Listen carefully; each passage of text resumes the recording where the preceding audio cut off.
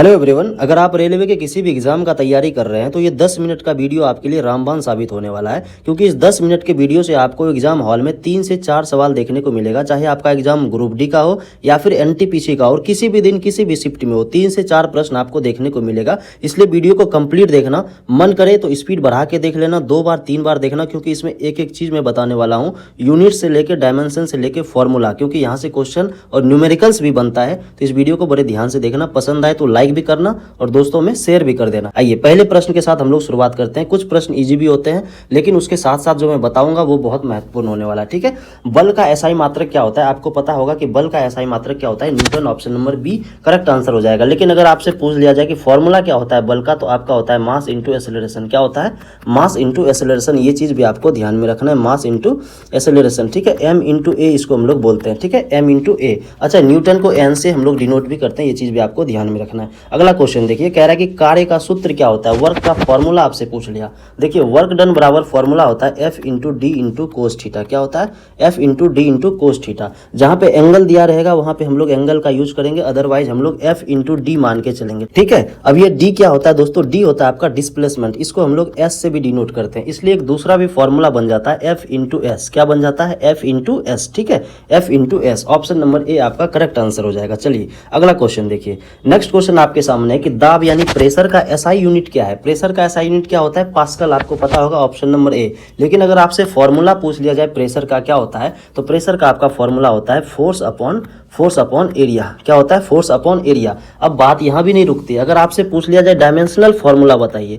Dimensional formula मतलब समझ रहे हैं? डायमेंशनल फॉर्मूला आपको निकालने के लिए आना चाहिए, क्योंकि यहां से सवाल बनता है एएलपी में भी, एनटीपीसी में भी और ग्रुप डी में भी। अब मैं आपको सिखाता हूं डायमेंशनल फॉर्मूला कैसे निकालना है आपको। ठीक है, बड़े ध्यान से देखिएगा। देखिए, 3 चीज को हम लोग लेकर के डायमेंशनल फॉर्मूला निकालते हैं। एक होता है एम, एक होता है एल, एक होता है टी। ये डिनोट करता है, समझे, मास को। ठीक है, ये दिखाता है मास को, एल दिखाता है आपका लेंथ को। ठीक है, लेंथ को। और टी दिखाता है आपके टाइम को। ठीक है, टाइम को। अब इसमें देखिए, अगर इसका कह दे आपको कि निकालने के लिए बताइए डायमेंशनल फॉर्मूला कैसे निकालेंगे, तो इसमें देखिए एफ बराबर यानी फोर्स बराबर क्या क्या होता है? फोर्स बराबर आपको पता है फॉर्मूला एम इंटू ए, मास इंटू एक्सेलरेशन। एरिया क्या होता है? मीटर का स्क्वायर होता है। अब ध्यान से देखिएगा, मास यहाँ आ गया ना, मास को किससे लिखेंगे? एम से, कैपिटल एम। एक्सेलरेशन का क्या होता है? आपको पता होगा फॉर्मूला, यानी कि एक्सेलरेशन का एसआई यूनिट क्या होता है? मीटर पर सेकंड स्क्वायर। क्या होता है? मीटर पर सेकंड स्क्वायर। अब इस मीटर में देखिए, एक तो लेंथ आ गया ये भी, और ये सेकंड स्क्वायर है, तो इसको कंप्लीट रूप से हम लोग ऐसे लिख सकते हैं। देखिए, ये मास था आपका इंटू मीटर इंटू ये तो एस स्क्वायर नीचे आ जाएगा ना, तो ये metre square into S square. यहाँ से एक मीटर कट जाएगा, 1 मीटर, तो क्या बचेगा? इस एम का, यानी एम हो गया कैपिटल मास का। उसके बाद यहाँ पे देखिए नीचे एक एम बचेगा ना, ये लेंथ का है, तो इसको क्या लिखेंगे हम लोग? एल। और नीचे से ऊपर ले जाएंगे, इसको एक लाइन में लिख रहे हैं तो -1 हो जाएगा। और ये देखिए S2 है, यानी S2 का मतलब क्या हो रहा है? यहाँ पे 1/S2 है, इसको ऐसे हम लोग लिख सकते हैं ना, ऊपर ले जाएंगे तो माइनस में आ जाएगा पावर। तो S का मतलब टाइम है ना आपका, टाइम पे लिखेंगे ऐसे। ठीक है, तो ML-1 T-2, ये आपका डायमेंशनल फॉर्मूला होता है। नेक्स्ट सवाल में और अच्छे तरीके से आपका क्लियर हो जाएगा, आप समझ जाएंगे कि कैसे डायमेंशनल फॉर्मूला आपको निकालना है। चलिए अगला सवाल देखिए, इसका राइट आंसर हो जाएगा पास्कल। अगला सवाल आपके सामने कि शक्ति का एसआई यूनिट क्या है? यानी एसआई यूनिट से काफी ज्यादा सवाल पूछा जाता है। पावर का आपसे पूछा एसआई यूनिट, तो क्या हो जाएगा? करेक्ट आंसर वाट होता है। लेकिन पावर का अगर मैं फॉर्मूला आपसे पूछ लूँ तो क्या हो जाएगा? Energy upon time. क्या होता है? Energy upon time. ठीक है, एनर्जी को हम लोग क्या बोलते हैं? वर्क डन भी बोलते हैं। ठीक है, वर्क डन अपॉन टाइम। कई बार आपको ये भी देखने को मिलेगा W अपॉन टी। ठीक है, W अपॉन टी। चलिए अगला क्वेश्चन देखिए, ऊर्जा का एसआई मात्रक क्या है? ऊर्जा यानी एनर्जी का एसआई मात्रक क्या होता है? जूल होता है। अच्छा, एनर्जी का फॉर्मूला भी बता दीजिए, तो क्या होता है? Power into time. क्या होता है? ध्यान में रखना है, पावर इंटू टाइम। चलिए अगला क्वेश्चन देखिए। एक क्वेश्चन यहाँ से काफी ज्यादा पूछा जाता है, इसका एसआई मात्रक जूल होता है, तो 1 जूल बराबर आपको ध्यान में रखना 1 न्यूटन मीटर होता है। क्या होता है? 1 न्यूटन मीटर। ये क्वेश्चन कई बार रिपीट हो चुका है ग्रुप डी में, तो ये चीज आपको ध्यान में रखना है कि 1 जूल बराबर 1 न्यूटन मीटर। नेक्स्ट क्वेश्चन है कि आवृत्ति का मात्रक क्या है? यानी फ्रीक्वेंसी का आपसे मात्रक पूछ लिया। मात्रक मतलब एसआई यूनिट ही पूछा गया आपसे। आवृत्ति का क्या हो जाएगा? फ्रीक्वेंसी का हर्ट्ज। ठीक है, ऑप्शन नंबर ए आपका करेक्ट आंसर हो जाएगा। एक फॉर्मूला यहाँ से आपको ध्यान में रखना है, काफी ज्यादा प्रचलित है, स्पीड बराबर बराबर, स्पीड बराबर क्या होता है, स्पीड बराबर यानी कि वेव स्पीड होता है, ठीक है ना। वेव स्पीड बराबर जो आपका फॉर्मूला होता है वो हो जाता है आपका फ्रीक्वेंसी इंटू वेवलेंथ, ठीक है। वेवलेंथ आपको पता होना चाहिए ये फॉर्मूला, फ्रीक्वेंसी इंटू वेवलेंथ। अब यहाँ से आप फ्रीक्वेंसी बराबर निकाल सकते हैं, यानी कि स्पीड बटा ये हो जाएगा आपका वेवलेंथ, क्या हो जाएगा, वेवलेंथ, ठीक है ना। ये चीज़ आपको ध्यान में रखना है, फ्रीक्वेंसी बराबर क्या हो जाएगा, wave speed upon wavelength, wave speed upon wavelength, ये आपको ध्यान में रखना। अगला क्वेश्चन देखिए, घनत्व का एसआई मात्रक क्या है, डेंसिटी का आपसे पूछ लिया गया और ये बहुत मतलब चर्चित सवाल है, 2018 में पूछा गया ग्रुप डी में। डेंसिटी का एसआई मात्रक क्या हो जाएगा, सबसे पहले आप देखिए एसआई मात्रक अगर आपको याद नहीं है तो फॉर्मूला अगर याद रहेगा तो आप एसआई मात्रक भी निकाल सकते हैं, डायमेंशनल फॉर्मूला भी निकाल सकते हैं। तो देखिए घनत्व बराबर फॉर्मूला क्या होता है, डेंसिटी बराबर फॉर्मूला आपका होता है मास अपॉन वॉल्यूम, क्या होता है,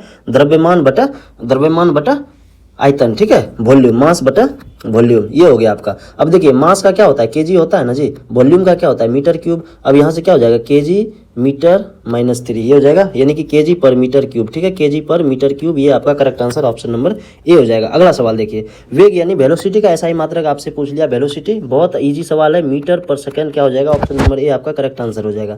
लेकिन अगर एक्सेलरेशन का पूछेगा तो मीटर पर सेकंड स्क्वायर, अगर आपसे स्पीड का पूछ लिया, स्पीड का क्या हो जाएगा, मीटर पर सेकंड, क्या हो जाएगा, मीटर पर सेकंड। चलिए अगला क्वेश्चन देखिए, शक्ति का सूत्र क्या है, यानी फॉर्मूला आपसे पूछ लिया पावर का फॉर्मूला क्या होता है, वर्क अपॉन टाइम। मैंने शुरू में आपको बताया वर्क अपॉन टाइम, या इसी को हम लोग बोलते हैं एनर्जी अपॉन टाइम, क्या बोलते हैं, एनर्जी अपॉन टाइम। तो क्या हो जाएगा correct answer option number A आपका राइट आंसर हो जाएगा। शक्ति का एसआई मात्रक क्या है दोस्तों, वाट, क्या है, वाट, ये चीज भी आपको ध्यान में रखना है, पावर का एसआई मात्रक वाट होता है। चलिए दाब का सूत्र बताइए, दाब यानी कि प्रेशर का सूत्र आपको बताना है, इसका एसआई मात्रक क्या होता है, इसका एसआई मात्रक होता है आपका पास्कल, क्या होता है, पास्कल। अब आपको फॉर्मूला बताना है प्रेशर का फॉर्मूला होता है क्या, फोर्स अपॉन एरिया, क्या होता है, फोर्स अपॉन एरिया, कहाँ पे है, ऑप्शन नंबर ए आपका करेक्ट आंसर हो जाएगा। अगला सवाल देखिए, नेक्स्ट आपके सामने संवेग यानी मोमेंटम का यूनिट क्या है, मोमेंटम का अब आपको यूनिट बताना है। चलिए बताइए मोमेंटम का यूनिट, सबसे पहले आप फॉर्मूला बताइए, मोमेंटम बराबर क्या होता है, मास इंटू वेलोसिटी, क्या होता है, मास इंटू वेलोसिटी, ये चीज आपको ध्यान में रखना है। अब यहाँ से देखिए मास का क्या हो जाएगा, केजी हो जाएगा, वेलोसिटी का क्या हो जाएगा, इंटू मीटर पर सेकेंड स्क्वायर, ठीक, सॉरी एक स्क्वायर नहीं होगा, मीटर पर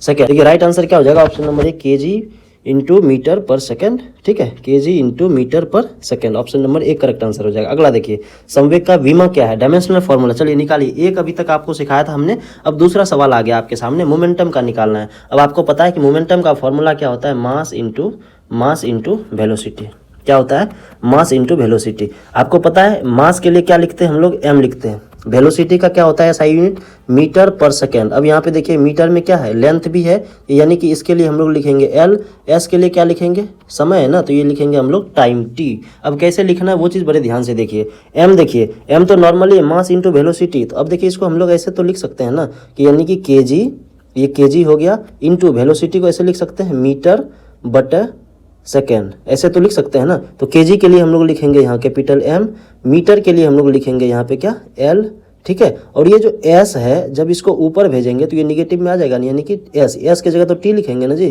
टी पे -1, ये आपका हो जाएगा dimensional formula MLT -1, option number A आपका राइट आंसर हो जाएगा। आई होप कि अब आप समझ गए होंगे, 2-4 बार प्रैक्टिस कर लेना, आपके दिमाग में बैठ जाएगा, रटना नहीं पड़ेगा, आपको निकालने के लिए आना चाहिए, ठीक है। चलिए अगला सवाल देखिए, नेक्स्ट आपके सामने त्वरण यानी एक्सेलरेशन की एसआई मात्रक बताइए, एक्सेलरेशन मीटर पर सेकंड स्क्वायर का है, ऑप्शन नंबर ए आपका करेक्ट आंसर हो जाएगा।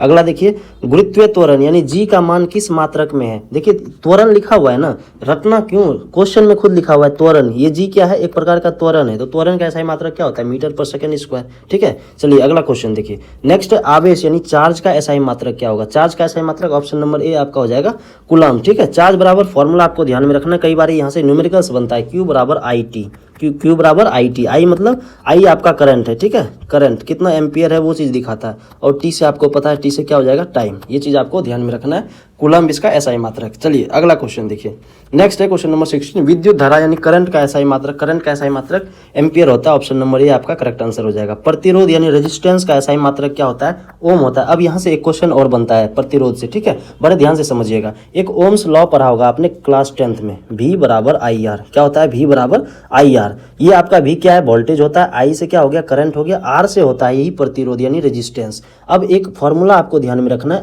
R जो बराबर होता है वो रेजिस्टिविटी यानी प्रतिरोधकता इंटू L अपॉन ए, क्या होता है, L अपॉन ए। इसका मतलब क्या हुआ, कभी कभी आपसे पूछा जाएगा कि अगर तार की लंबाई को दोगुना किया जाए तो प्रतिरोध क्या होगा, दोगुना होगा, आधा हो जाएगा, चार गुना होगा, क्या होगा। अब यहाँ बड़े ध्यान से समझिएगा इस क्वेश्चन के लिए। देखिए यहाँ पे क्या लिखा हुआ है, आर जो है डायरेक्टली प्रोपोर्शनल किसके है, एल के, यानी लेंथ ऑफ वायर। ठीक है, अगर तार की लंबाई को हम लोग दोगुना करेंगे तो प्रतिरोध भी दोगुना हो जाएगा, तार की लंबाई को आधा करेंगे तो प्रतिरोध भी आधा हो जाएगा। और एरिया का क्या होता है, इनवर्सली प्रोपोर्शनल, यानी कि एरिया बढ़ाइएगा तो प्रतिरोध घट जाएगा, प्रतिरोध यानी एरिया बढ़ाइएगा तो प्रतिरोध घटेगा, एरिया घटाइएगा तो प्रतिरोध बढ़ जाएगा, ये उल्टा चलता है। ठीक है, और लेंथ का क्या होता है, लेंथ बढ़ाइएगा तो रेजिस्टेंस बढ़ जाएगा, लेंथ घटाइएगा तो रेजिस्टेंस भी घट जाएगा, ये चीज़ आपको ध्यान में रखना। आइए अगला क्वेश्चन देखिए, प्रतिरोध का सूत्र क्या होता है। अब देखिए अभी मैंने आपको बताया ना, V बराबर आई आर, क्या होता है, V बराबर आई आर। अब R बराबर निकाल लीजिए ना, R बराबर क्या हो जाएगा, V अपॉन आई, क्या हो जाएगा, V upon I. Option number A आपका करेक्ट आंसर हो जाएगा। अगला क्वेश्चन देखिए,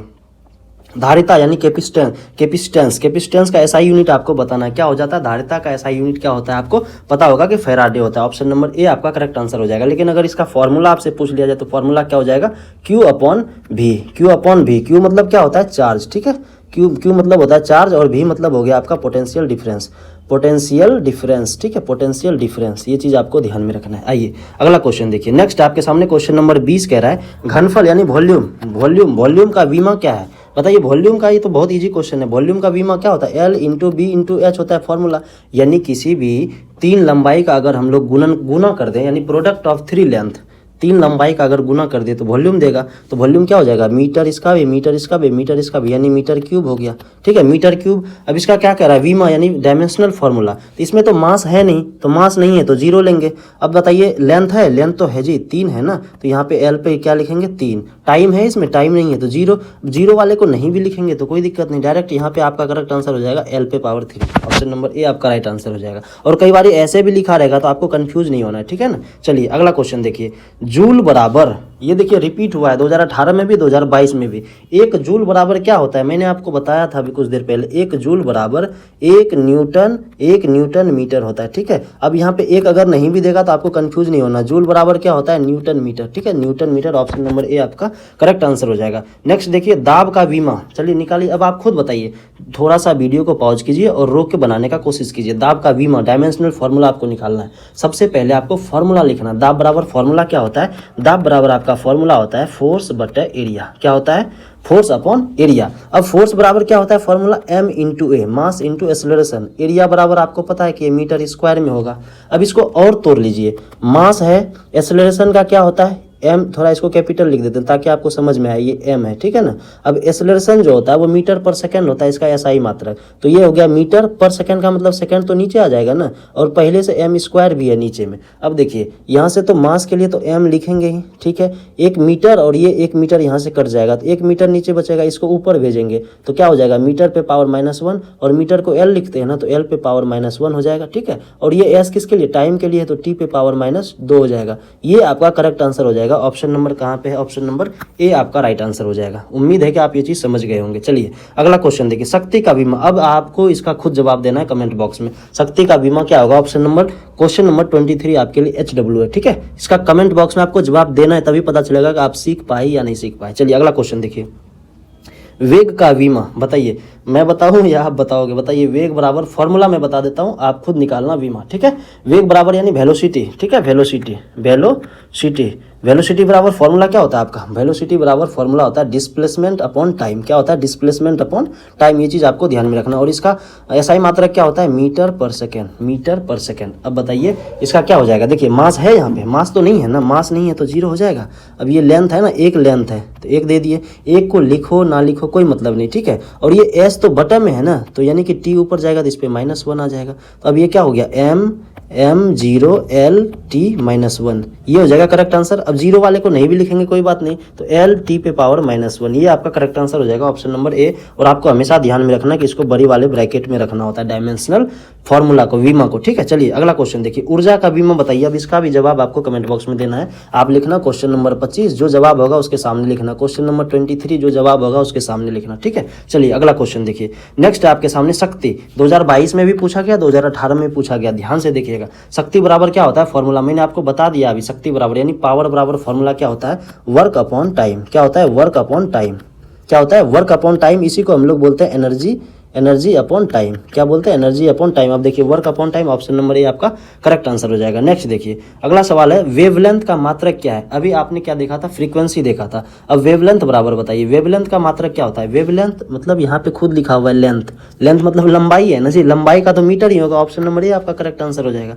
अगला क्वेश्चन देखिए, विद्युत विभव यानी पोटेंशियल डिफरेंस का एसआई मात्रक वोल्ट हो जाएगा, option number A correct answer हो जाएगा। अगला देखिए, एक वाट बराबर क्या होता है, एक वाट बराबर जूल बटा सेकेंड, ठीक है, ये चीज़ भी आपको ध्यान में रखना, ये भी क्वेश्चन कई बार रिपीट होता है। एक वाट बराबर 1 जूल बटा 1 सेकेंड, ठीक है, 1 जूल बटा 1 सेकेंड, ये चीज़ आपको ध्यान में रखना है। चलिए अगला क्वेश्चन देखिए, बल का सूत्र क्या होता है, फोर्स बराबर क्या होता है, फॉर्मूला तो m इंटू ए यानी मास इंटू एक्सेलरेशन, ठीक है, द्रव्यमान गुना त्वरण, द्रव्यमान गुना त्वरण, ये चीज़ आपको ध्यान में रखना है। दोस्तों ये था आखिरी क्वेश्चन। वीडियो अगर पसंद आया हो तो वीडियो को लाइक करना, दोस्तों में शेयर करना मत भूलना और चैनल को सब्सक्राइब भी कर लेना। चलिए मिलेंगे अगले वीडियो में, धन्यवाद।